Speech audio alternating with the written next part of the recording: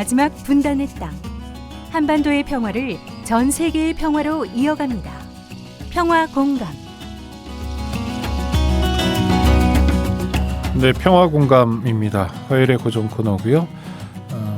지금 이곳에서의 평화를 생각하는 시간입니다. 정세현 전 통일부 장관, 오늘은 전화로 연결돼 있습니다. 장관님 나와 계시죠? 예. 네, 뭐 별일 없이 건강하시고요. 예. 네. 감사합니다. 한반도 상황은 꼭 좋지는 않은 것 같은데요. 일단 뭐 미국의 스텔스 전투기 전략 폭격기 한반도에서 전개했다는데 좋은 소식은 아닌 거죠? 좋은 소식은 물론 아니죠. 좀 그런 것 때문에 북한의 또 반발이라고 할까 그 위기 조성이 날로 격화되고 있지 않습니까? 네. 어저께인가요? 또 미사일 2발 쏘려놨어요. 네. 네. 결국 이렇게 미사일 공방 오가고 또 뭐 군사훈련하고 이러다 보면 북한이 7차 핵실험을 하게 될 거다라는 전망들이 많은데요. 일단 장관님은 7차 핵실험을 할 거라고 봅니까? 아니면 하지 않을 거라고 보십니까? 7차 핵실험은 하겠죠. 근데 이제 언제 하느냐가 중요하고, 네. 조금 전에 이제 우리 사회자께서는 이렇게 주거니 받거니 옥신각신하다 보면은 북한이 7차 핵실험을 하지 않겠느냐 하는 그런 말씀하셨는데, 그러니까 7차 핵실험은 어떤 점에서는 별도의 문제고, 네. 결국에 미사일 발사니 뭐 또는 정찰기 출격이니 뭐 등등 관련해 가지고 그 총소리가 날 가능성이 있다는 게 걱정이죠. 지금 핵실험보다도 우리로서는 지금 연평도나 또는 뭐 연평도 등 서해 쪽으로 북한이 무슨 총격을 가해온다든지, 또는 또 지난번에 또 울릉도 쪽으로 미사일 쏘았는데 그쪽으로 미사일 쏜다든지 했을 경우에 우리가 그건 뭐 사후에 대응을만 하지 않고 사전에 어떤 중간에 감지를 해서 요격을 한다든지 하면은 뭐 이제 그것이 국지전으로까지 번질 수 있다는 게 그게 걱정스러운 일이죠. 지금 말씀하신 내용이요. 총소리 가능성이란 표현을 하셨는데 예. 실제로 뭐 그냥 공포탄을 쏘는 게 아니라 대한민국 영토에 대해서 북한이 뭐 국지적이라도 도발을 해온다면 이건 아주 심각한 사태가 아닐까요? 이거 한번 그런 연평도 포격하지 않았었어요, 그 사람들이. 그랬죠. 네. 예. 그 홍수 나무 사람들이에요. 그러니까 북한을 관리를 해야 되는데, 네.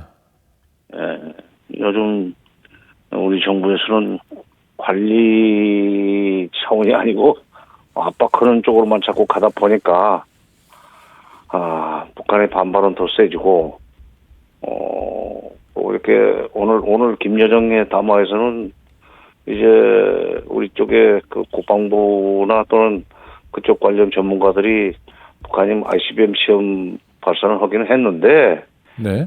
대기권 재진입에는 뭐 아직 성공했다고 볼 수가 없다 하는 식으로 얘기한 걸 걸고들면서 사진까지 공개했죠. 네. 김여정이 아주 상당히 고약한 그 얘기를 했어요. 결국 자꾸 우리 보고 실패했다, 대기권 재진입 기준은 아직 없다는 식으로 얘기를 하는데 두고 보면 알 것이다. 네. 실제로 우리가 한번 쏠 수 있다는 얘기를 한 겁니다. 30도 내지 40도 간격으로 정상 각도로 쏘아서 10,000km, 15,000km가 나오는지를 보여주겠다는 얘기예요. 정말 두려운 얘기인데요, 그건요. 글쎄, 이제 그렇게 되면은 이제 발칵 뒤집어지죠. 미국이 이제 우선 첫째 쏘면은 아마 태평양 쪽으로 쏘지 않겠어요? 그렇죠. 네. 태평양 쪽으로 쏠 거고 미국으로 바로 쏘지는 못할 거고, 빗겨서 가령 이제 동남쪽으로 쏘면은 태평양, 남태평양의 동쪽, 남미 어디 앞바다에 떨어진다든지 이럴 수 있는 가능성이 있는데, 그럴 경우에 국제사회가 이제 발칵 뒤집어질 거고, 이렇게 되면은 우리 정부로서도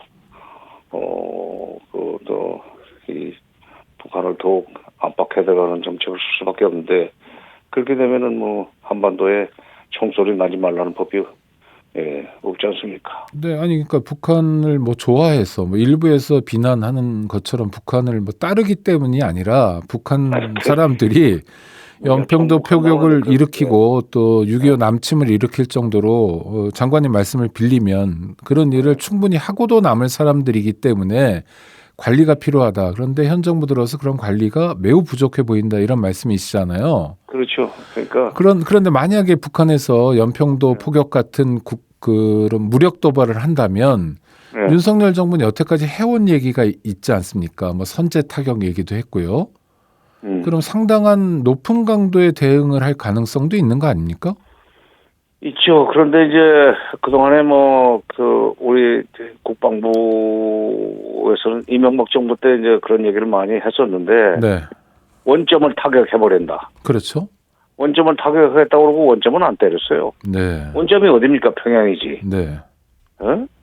그러니까 북한이 계속 남쪽에 총격을 가해오거나 이렇게 되면 우리는 원점을 타격해버리겠다는 얘기를 했었지만은, 그러니까 북한이 이제 미사일을 쏘는 원점을 찾아서 쏜다면 꼭 평양이 아닐 수도 있지만, 그거 원점을 때리려고 할 때 미국이 과연 한국군의 작전 통제권을 가지고 있는 미국이 원점을 때리도록 놔둘 것인지, 네. 그거는 또 별개의 문제입니다. 북한이 만약 원점이 평양이라면 평양을 대한민국에서 뭐 공습을 하든지 하여튼 공격하면 북한 입장에선 전면전을 시도하지 않을까요? 그렇죠. 전면전으로 번지는 거죠. 아, 근데 지금 북한이 그런 식으로 이제 그러니까 우리가 원점을 때리는 것이 쉽지 않다는 얘기를 네네, 그러니까요. 말씀드린 겁니다. 네, 왜냐하면 때리면 전면전이니까. 네, 때리면 전면전으로 가는 건데 그 미국이 지금 우크라이나 전쟁 때문에도 그렇고 중국을 관리하는데 중국을 상대해서 압박해 들어가는 데 있어서도 힘이 딸리기 때문에 계속 지금 그 동맹 타령을 하면서 무슨 네네, 일본도 끌어들이고요. 네, 그러지 않습니까? 네, 그런 방국에 북한이 우리 그 쪽에다가 이제 포격을 가해오는 경우에 옥신각신하다가 그럴 경우에 우리가 거기에 대해서 대응 사격을 진짜 원점 타격식으로 할 수 있게 허용할지 그건 장담 못한다는 말씀입니다. 그러니까, 미국이 뒷감당을 못하니까. 네네네. 대한민국 국민들의 생존을 놓고 경고망동하면 안 되겠다 이런 생각이 드네요. 지금 뭐 누구든 그렇기 때문에 그 북한이 저렇게 험한 말을 쏟아내고 하는 거에 대해서 또 미사일 그저 뭐 보름이 멀다고 쏘아대는 거에 대해서 화를 안 낼 수는 없죠. 그러나 화만 내고 미국한테 일로 맞춰가지고 진짜 무슨 F-22 뭐 이런 거나 자꾸 북쪽 상공을 한번 다녀오도록 만들고 이렇게 되면은 결국은 소위 위기 조성이 서로 에스컬레이트 된 결과로 북한이 마침내 연평도 포격 같은 사건을 벌이지 말라는 법이 없다는 얘기입니다. 그러니까 압박만 생각하지 말고 네. 관리할 생각을 해야 돼. 북한은 북한한테 좀 부드럽게 하면은 뭐 종북이라고 그러는데. 네, 그러니까요. 겁나서가 아니에요. 골치 아프기 때문에 관리를 해야 되는 거예요. 네. 골치 아프기 때문에.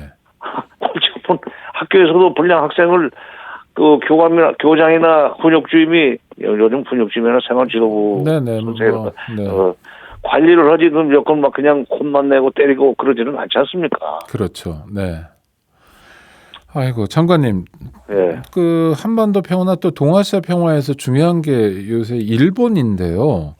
일본이 뭐 반격 능력 이런 얘기합니다. 적 위험을 타격하겠다 이런 얘기도 하고요. 그것도 북한을 자극하고 있죠. 그러니까 북한이 일본 쪽으로 무슨 뭐 공격을 해오면은 반격 능력을 키울 수밖에 없다 그러면서 앞으로 몇 년 동안이더라 앞으로 한 5년 동안 우리 돈으로 한 430조를 투자해서 국방력을 소위 반격 능력을 키우겠다고 하는 것도 북한을 지금 상당히 강하게 자극을 하는 셈이 됐습니다. 결국 또 그렇게 되면은 일본을 상대로 해서도 북한이 가만히 있지 않을 거고 일본을 상대로 하는 경우에는 이제 결국 뭘 쏘아대면은 동해 쪽으로 쏠 텐데 네.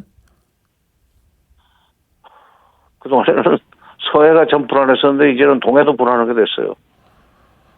아이고.